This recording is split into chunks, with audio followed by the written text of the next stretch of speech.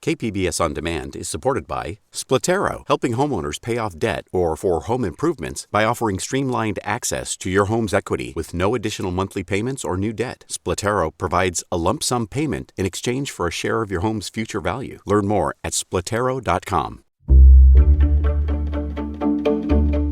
Good morning. I'm Annika Colbert. It's Monday, November 1st. The VA is preventing veterans from getting treatment at other hospitals. More on that next, but first, let's do the headlines. U.S. Customs and Border Protection say one person died and 13 people were pulled from the Pacific Ocean after attempting to swim around the barrier in San Diego. That's according to a statement the agency issued on Saturday. CPB says U.S. border agents were notified on Friday night of about 70 people trying to swim from Tijuana to the U.S. Border Patrol agents took about 36 people into custody, including those pulled from the water by the U.S. Coast Guard. The city of San Diego is redrawing the lines for city council districts. A population boom in the northern coastal region of the city means there will be significant changes in some council boundaries, and some of those proposed changes are drawing criticism. Community leaders in Claremont are seeing their neighborhood divided up into 4 different districts. Here's San Diego Union Tribune reporter David Garrick. If your community is divided among 4 city council districts, then you have 4 city council people to talk to. Neither one of them cares all that much about you because you're only a small sliver of their district. So it just sort of dilutes the power and influence and the lobbying ability that the community would have. The San Diego Redistricting Committee will make a final decision on new district lines when they vote on December 15th.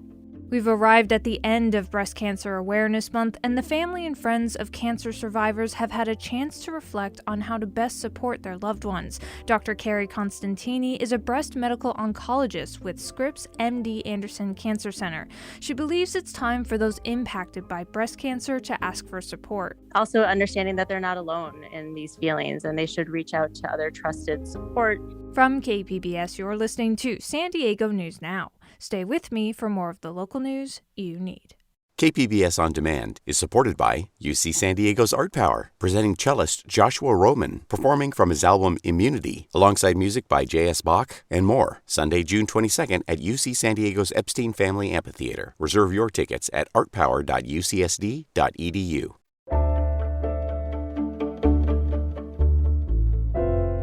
An inewsource investigation has found that the VA is preventing veterans from getting treatment outside of its hospitals.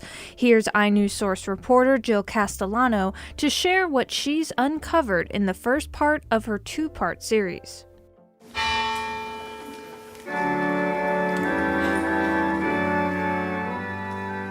On a sunny afternoon in August, Navy veteran Christine Russell walked around her church in northern San Diego County. This is St. Michael's by the Sea. It's an Orthodox Episcopalian church. Russell started coming here in 2016, around the time she first felt unbearable pain in her body.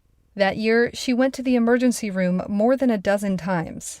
Every time I went to the ER, they kept insinuating that my chest pain was psychosomatic, that it was anxiety, and that it was depression, and it was not. Because she's a veteran, Russell gets her health care through the San Diego VA. She says doctors there misdiagnosed her symptoms for almost 3 years. Finally, in late 2018, she was diagnosed with stage 4 breast cancer. That's when the VA agreed to send Russell to experts at other hospitals. Having my doctor in the community allows me to have other options through other windows and doors that I wouldn't have if my cancer doctor was in the VA hospital. Then, in February of this year, Russell got a letter from the San Diego VA saying it would no longer pay for her treatments. She was already $30,000 in medical debt, so she couldn't afford the treatment if the VA didn't pay for it. It's like they cut my legs off, basically.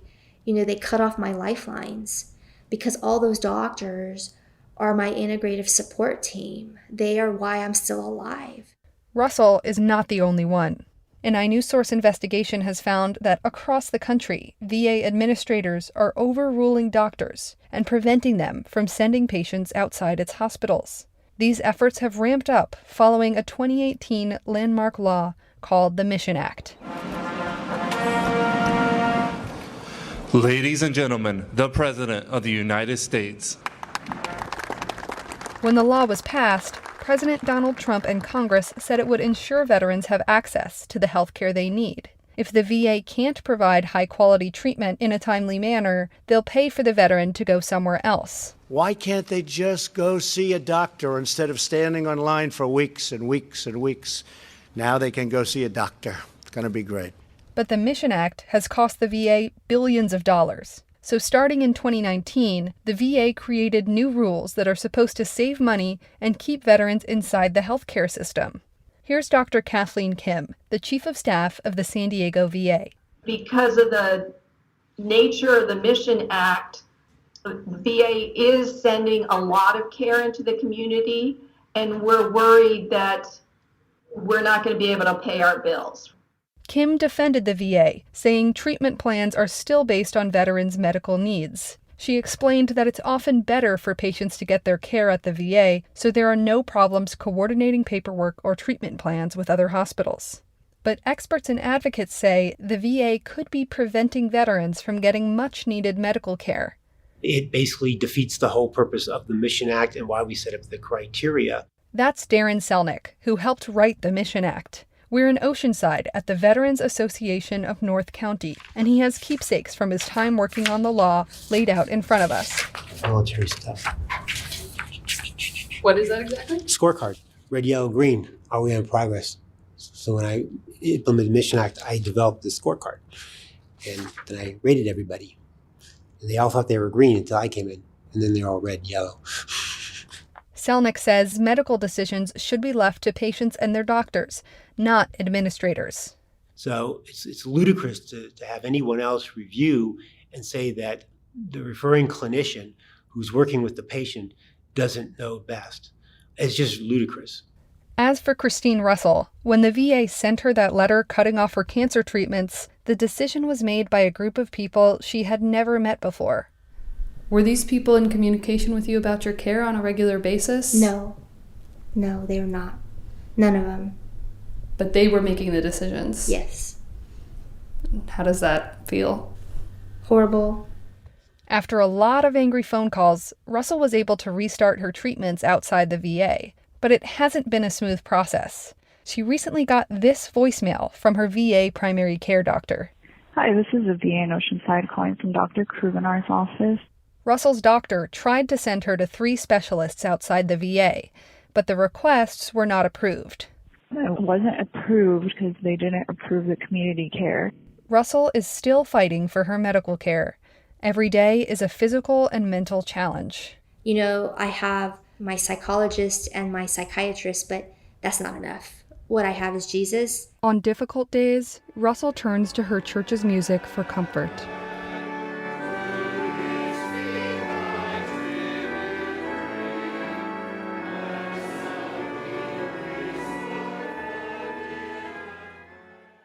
And that was inewsource investigative reporter Jill Castellano. Tomorrow we'll bring you part 2 of this investigation. inewsource is an independently funded nonprofit partner of KPBS.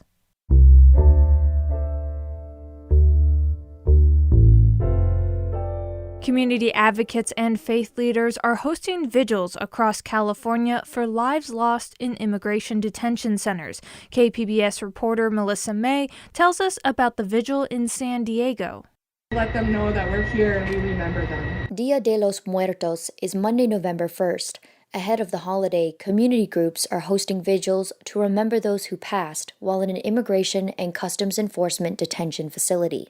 We want to use the opportunity to bring awareness to the community and remind them that sadly, COVID-19 had horrific consequences at these facilities. Adriana Hasso is the program coordinator for the American Friends Service Committee in San Diego. Her group held its own vigil at the Otay Mesa Detention Center on Thursday. A detainee at Otay Mesa was the first to die of COVID-19 in an immigration detention center. That was in May of 2020. To honor Carlos's life. Hasso says the vigils are meant to provide healing for everyone. If they want to remember someone who passed in their family, we know that COVID 2020 and 2021 has devastated some local families in overall our county. So we're also opening it up to the community. A virtual vigil is also planned and will include family members who lost a loved one while in custody. The vigil that will be happening on November 1st, on Monday, is an opportunity for people from other places, from other communities, to come and learn about what the impact that it has had on some of the families that have lost a loved one. We reached out to CoreCivic, the company that runs the Otay Mesa Detention Center. They sent us a statement saying, "Our heartfelt sympathy goes out to anyone who's lost a loved one. The health and safety of the people entrusted in our care and our dedicated staff is our top priority." The vigils come a week after 24 members of Congress, all from California, sent a letter to the Department of Homeland Security Secretary Alejandro Mayorkas, urging the closure of 3 detention facilities in the state. And that was KPBS's Melissa May. As wildfires continue to burn longer and impact millions of acres of California land each year, the federal government is working on legislation aimed at helping to suppress the fires before they start. The California Report's Keith Mizuguchi explains. 2 bills introduced in the House deal with the pay and job classification of federal wildland firefighters. One from Bay Area Congresswoman Zoe Lofgren would raise the max-out limit on overtime pay for these firefighters.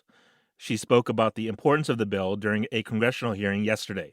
In California, most of the fires burning are on federal land, and the overtime pay cap for federal wildland firefighters is a significant hurdle. The other bill would increase pay for federal wildland firefighters and also provide critical services like health care, including mental health, along with a housing stipend. Kelly Martin, president of the advocacy group Grassroots Wildland Firefighters, testified during the hearing. We are often the lowest paid people on the fire line in terms of working next to some of our state partners and some of the municipal firefighters as well. So what we're asking for is at least a review of the pay parity. Wildland firefighters have said pay is one of the main reasons why so many of them are leaving for other jobs. In fact, firefighters working for CAL FIRE can often make more than double the amount wildland crew members make. And that was Keith Mizuguchi with the California Report. Coming up, members of a black family in Sacramento would go and visit a property they say used to be theirs. When my grandfather's brother that could no longer talk, he would just point and cry. And now, as an adult, piecing this history together, I get why he was crying. We'll hear the story of how one family is trying to get back some land they lost and what it means for the discussion about reparations for African Americans. That's next, just after the break.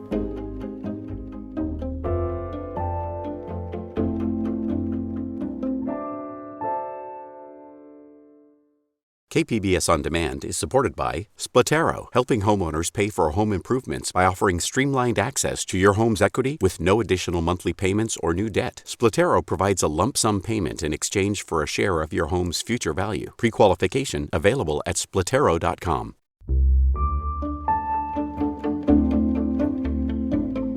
The state of California is grappling with a racist past and is considering the possibility of reparations for black descendants of slaves. There's a new task force studying this issue, and families are coming forward to share their experiences. Cap Radio's race and equity reporter Sarah Mises-Tan has the story of one black Sacramento family and their fight to write history. Out along a wooded road off Highway 49 in the gold rush town of Coloma stands a boarded-up building. So right now we're standing in front of the Coloma Emmanuel Church here in the town of Coloma. I'm out here with Jonathan Burgess. The church may look run down, but to him and his family, it means a lot more. Burgess dug deep into family documents and old deeds. Now, he and his family believe that this church, as well as much of the land surrounding it, was once owned by his great-great-grandfather. That is, until he says it was taken, using eminent domain by the state of California and made into a park. As a kid, I remember coming up here. It was just dusty roads, this is my memory, and an older, uncle, that my grandfather's brother that could no longer talk. He would just point and cry. And Now, as an adult, piecing this history together, I get why he was crying. Burgess is trying to make a legal case to get his land back. There are others doing the same.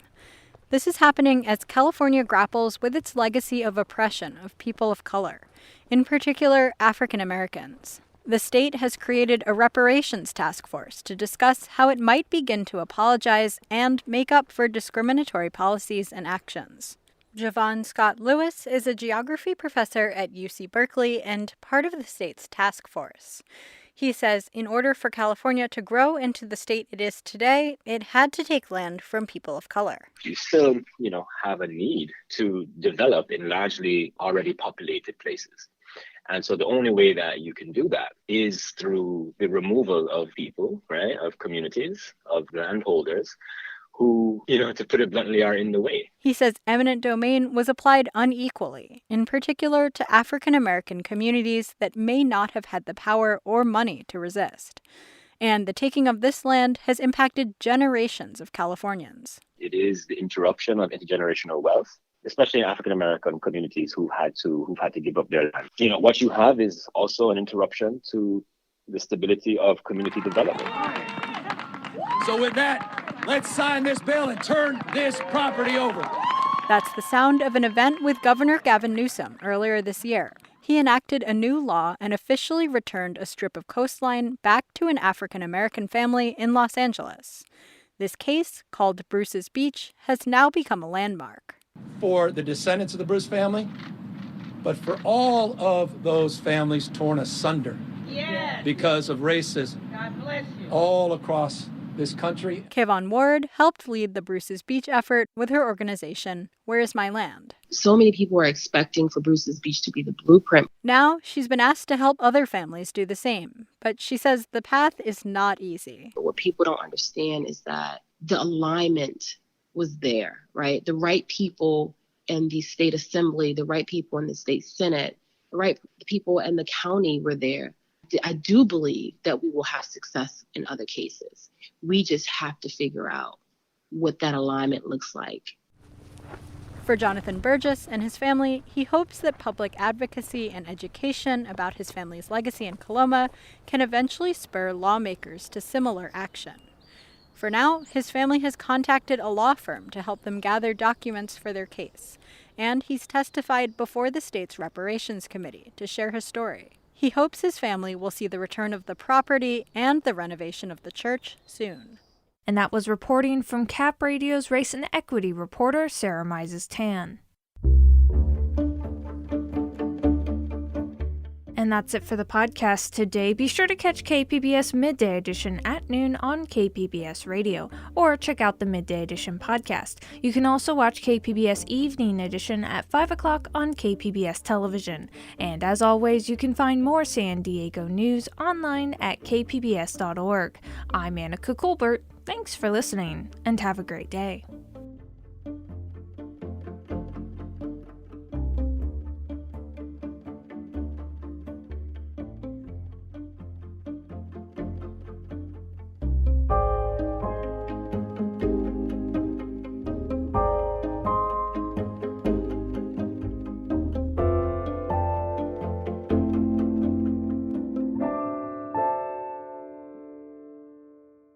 KPBS On Demand is supported by UC San Diego's Art Power, presenting cellist Joshua Roman, performing from his album Immunity, alongside music by J.S. Bach and more, Sunday, June 22nd at UC San Diego's Epstein Family Amphitheater. Reserve your tickets at artpower.ucsd.edu.